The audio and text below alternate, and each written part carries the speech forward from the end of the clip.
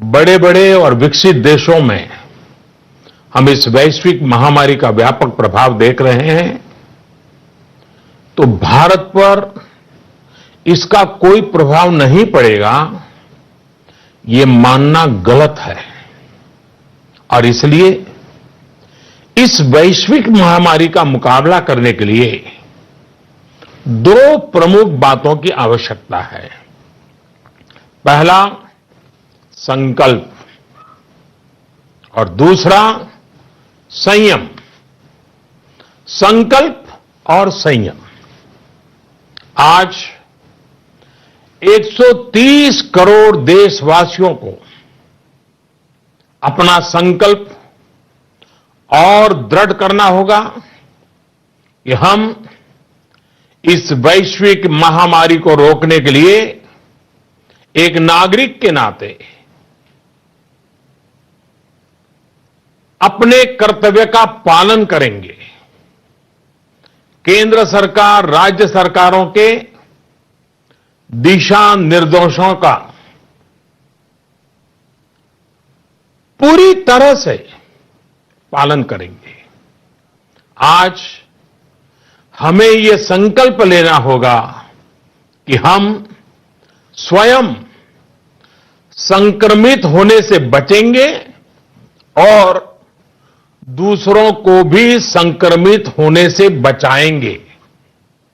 साथियों, इस तरह की वैश्विक महामारी में एक ही मंत्र काम करता है, हम स्वस्थ तो जग स्वस्थ, हम स्वस्थ तो जग स्वस्थ। ऐसी स्थिति में जब इस बीमारी की कोई दवा नहीं है, तो हमारा खुद का स्वस्थ बने रहना यह सबसे पहली आवश्यकता है। इस बीमारी से बचने और खुद के स्वस्थ बने रहने के लिए दूसरी अनिवार्यता है, वो है संयम। और संयम का तरीका क्या है?